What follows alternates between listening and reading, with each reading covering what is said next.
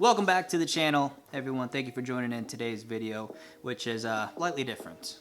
Going to be having a discussion, a little dialogue, a little back and forth with myself for now. Hopefully you all will join down in the comments later on. But I was recently driving by a Ford dealership and I saw they had some 2021 F-150s on the lot. I haven't seen these trucks in person, so of course I had to pull over and catch a glimpse of these bad boys. And of course get some stats and facts, as well as the price. All that stuff is obviously on the sticker. And I was just shocked and appalled at these absurd prices for pickup trucks. $45,000, $55,000, $65,000 for a pickup truck. What? A lot of questions in my head. Who's buying these trucks? Why are they buying these trucks? Why are they so expensive? So with more questions than answers, I did what anybody would do and did some research. He's thinking for himself. Can he do that? That's right, folks. We did our own independent research. We did a little IR. As I'm sure you already know, there's definitely more than one factor that contributes to this very, very broad question. But if you could boil it down, it would probably boil down to money. Come on, guys. These Ford execs, they have to make their money, guys. This is, God forbid, these board of directors and people that sit at tables and make decisions lose a tiny percentage of their bonuses, guys. I can't have that. Didn't make the same profits as last quarter. Lay off half the factory. That's a different conversation, though. We gotta steer clear from that one. Of course, a topic like this, guys, we also need to address basic economics, guys. As much as I really want to steer clear from that, we have to also acknowledge that that stuff does play a pretty large role into market and pricing and all this stuff. Inflation does exist. Supply and demand does exist, as I'm sure you already know. But we're going to try to bare bones this question as much as we can without kind of getting into that stuff because, yeah, doesn't, nah. You know, we'll probably end up doing this all day. A few reasons that I think that I personally make sense to me as to why these trucks pricing would go. So one of the reasons I came across, and one that I've actually been observing myself, is the luxury market making that switch over to high-end pickup trucks. Now, when I mean by luxury market, I mean your Lexus, your Land Rovers, Acuras, BMWs. All those people that were going towards those manufacturers are now switching over to high-end pickup trucks. Probably because those pickup trucks are more capable than, you know, an Acura or your Audi Q7. When's the last time you saw an Acura RX tow 10,000 pounds behind it? Or seen the BMW X5 go off-road? Yeah, you don't see it too often. So what I think is people are switching over from that to pickup trucks, the high-end ones obviously, just because they're more capable on paper. That's probably why Ford added several trims over the past few years. Their highest trim used to be the Lariat, then the King Ranch came along, then the Platinum, then the Limited. So looks like Ford already caught on to this a while ago. That could be one contributing factor. And it's also that people are starting to switch over to larger vehicles. They want to get the SUVs. They're tired. I think most people are tired of the sedans. They just prefer larger vehicles, safer. So I guess space and safety are probably one of the bigger reasons why people are switching over. But wait till gas hits $4 or $5. So that's for the higher end trucks. What about the lower trim levels or the baseline trucks, much like my XL? Well, it turns out there's actually some pretty valid reasons that make perfect sense as to why those trucks have been going up in price as well. And again, we are disregarding basic economics here. We're not going to talk about inflation, all that stuff. Going back to my main points, as our technology advances, so does our safety requirements. Now that being said, manufacturers are obligated by the NHTSA to have certain safety features on their vehicles prior to being sold to the public. And of course, the manufacturer is not going to throw on all these safety bits and features free of charge. They're going to, of course, tack it onto the MSRP, which you, the consumer, end up paying. But now, hopefully, you're not paying the sticker price, but you are paying for that vehicle equipped with certain features and accessories. Now, the next thing I wanted to talk about and shine some light on was the sticker pricing, the MSRPs that the manufacturers set on these trucks. Now, I mentioned that they're like $45,000 and $55,000, and they are. That's what the sticker price is depicting. However, dealers heavily discount the F-150s. I can't speak on any other the models.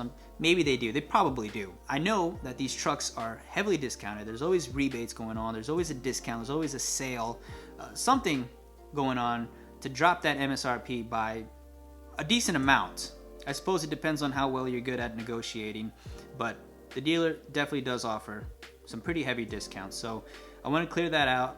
You're almost never walking out these trucks paying MSRP. Hope you guys are ready for me to crack this egg of perspective on you. But I was doing a bit more digging around and made a connection. It turns out our question here is incorrect, guys. It's not why are pickup trucks so expensive. You can actually do this right now, but if you search up right now a brand new F-150, we'll go 2020 because that'll help my case out a little bit better. And you filter in no features, no accessories, the base model XL, pretty much the cheapest model available. You will actually come across some F-150s that are from the low 20s to the mid 20s.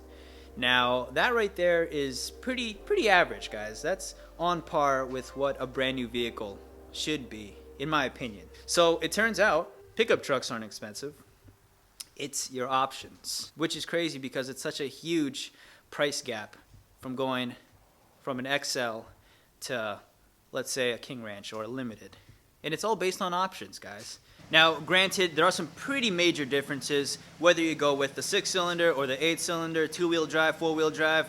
So many different options when it comes to these trucks, guys. That's probably why the factory spits out so many different F-150s, so many different configurations for these trucks, guys, because, well, that's kind of how they get a range from a low $20,000 truck all the way to a $65,000 truck, guys. I guess in a way they're making a truck for everyone. People are obviously paying these prices for these trucks, otherwise Ford wouldn't be selling them at those prices. So obviously it's working out for them, and us the consumer just end up paying a little bit more out of pocket for a truck that's a little bit more capable, guys. So really it's not all that bad. The trucks themselves, they aren't expensive. I mean, assuming you find the right one, the one you like at the price tag you want, and assuming you have some negotiating skills along with the offered discounts and rebates and whatnot, I'm sure you can still pull off a brand new pickup truck from the lot, guys. So the work truck has pretty much mutated into a high luxury family vehicle, which I guess was bound to happen. You kind of start to get these hints when Ford offers 20-inch factory wheels for a truck. They look cool. So cheap trucks aren't dead. Really, it boils down to what options and accessories and features you want in your truck. That's pretty much what makes the difference on these price tags. Now, does that mean we go out and buy used? Could be. Let the first owner take the depreciation hit. Or you could pick up a very basic truck, assuming you don't need all the bells and whistles. One of the last things it boils down to, guys, is need versus want. A lot of people don't seem to understand a need versus a want. Same thing with me, guys. That's a bad habit to have, guys. And it's also pretty dangerous when it comes to buying a new vehicle. Is that a fox? As long as people continue to pay these prices for these trucks, the price tag won't go down. In fact, it'll probably go up. If history repeats itself, which it usually does, trucks have only been going up. I don't think there's ever been a moment where prices of trucks have declined, especially now when there is a high demand for pickup trucks, guys. I never thought there would be a high demand for this, but apparently there is.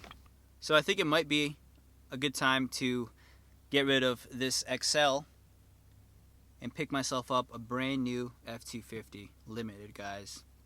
I can't afford it, but I can do one of those things where you get a 8-year car loan from the bank. It might be like paying a mortgage, guys, but have you seen the interior, guys? Acres of leather. Beautiful, beautiful fine stitched leather. And I gotta have it. I don't care if I go broke. I don't really care. You know, my house might be a little tiny shack, but at least I'll have my $80,000 truck in the driveway. Or I could also live in the truck too. We'll see. According to NPR, and one thing driving this trend is dealers offering car loans with 7-year terms. A 7-year car loan means lower monthly payments than a 3 or 5-year loan. Now, I can already hear some of you say, why should we care how other people spend their money? That's a pretty valid point. If you want to drop an unreasonable amount of money on a half-ton pickup truck, nobody's going to stop you. But I think that the more people do it, the more Ford sees how comfortable we're getting with these prices, and they'll probably just keep going north from there. I'm sure they have a spreadsheet on a computer somewhere out there telling them just how great these prices are for them. I could be wrong too. Hopefully I'm wrong.